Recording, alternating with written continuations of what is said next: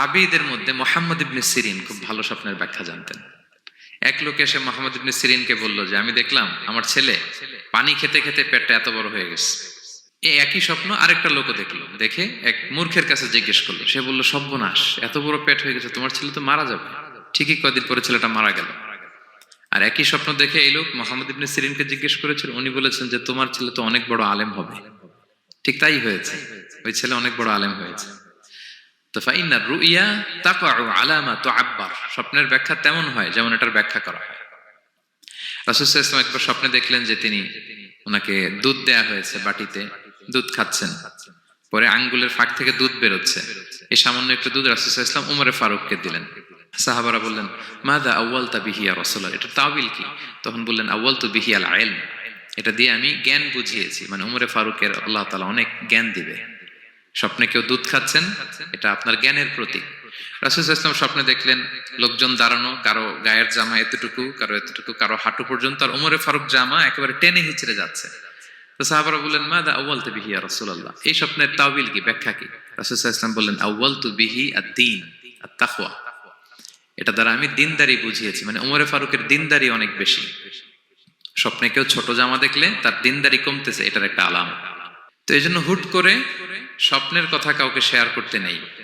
রাসূল সাল্লাল্লাহু আলাইহি ওয়াসাল্লাম ফজরের সালাতের পরে মসজিদে নববীতে সালাম ফিরিয়ে সাহাবাদের দিকে মুখ ফিরিয়ে বসতেন, তাসবিহ পড়তেন, এরপর জিজ্ঞেস করতেন, হাল রাআ আহাদুম মিনকুম আল বারিহাতা রুইয়া, গত রাতে কেউ কোনো স্বপ্ন টপ্ন দেখেছে নাকি? তো তখন সাহাবারা এই স্বপ্ন বলতেন, রাসূল সাল্লাল্লাহু আলাইহি ওয়াসাল্লাম ব্যাখ্যা করতেন। সুবহানাল্লাহ, কত সৌভাগ্যবান ছিলেন তারা। তাহলে স্বপ্ন বলা যাবে নাকি কাউকে?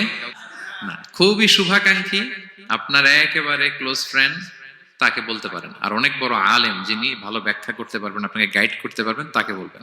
এছাড়া বলা যাবে না। আর খারাপ স্বপ্ন তো বলাই যাবে, আল্লাহ তাআলার কাছে পানা চাইতে হবে। তাহলে ঘুমিয়ে ঘুমিয়ে যেটা দেখি এটা কারোর কাছে বলা যাবে না। আর যেটা পাওয়ার আকাঙ্ক্ষা মানুষকে ঘুমাতে দেয় না, ওইটাও একটা স্বপ্ন। বলে না যে আমার জীবনের স্বপ্ন আমি এটা করব, এটাও স্বপ্ন। এই ভিশনও শেয়ার করা যাবে না কারোর সাথে। আপনারা তো ব্যবসায়ী মানুষ, টিপস শিখাই দেয় কিছু। বিশাল বড় একটা কিছু প্রজেক্ট নিছেন, শুরু করার আগে আপনি বলে ফেলছেন, শেষ, আর এটা হবে না। দেখবেন যে এখান থেকে কনস্পিরেসি, ওইখান থেকে শত্রুতা, ওইদিকে এটা করছে ওইটা করছে, আপনি আর আগাতেই পারবেন না। দুঃখজনক হলেও সত্য, আমরা বাংলাদেশিরা তো এগুলোতে অভ্যস্ত।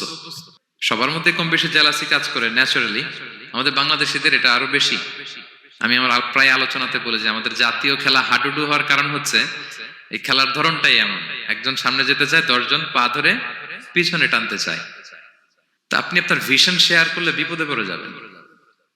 আপনি প্রপার হোমওয়ার্ক করবেন, গ্রাউন্ড ওয়ার্ক করবেন, কাউন্সিলিং করবেন, প্রজেক্ট দাঁড় করাবেন, লঞ্চিং প্রোগ্রামের দিন সবাইকে জানাবেন। সব রেডি, এবার আর কেউ কিছু করতে পারবেন, এটা দাঁড়ায় গেছে, সব রেডি আমার। লঞ্চিং জাস্ট একটা ফর্মালিটিস, তারপরে আমার কাজ শুরু হবে। কিন্তু আপনি আগেই যদি সবাইকে জানায় ফেলেন, হবে এটা?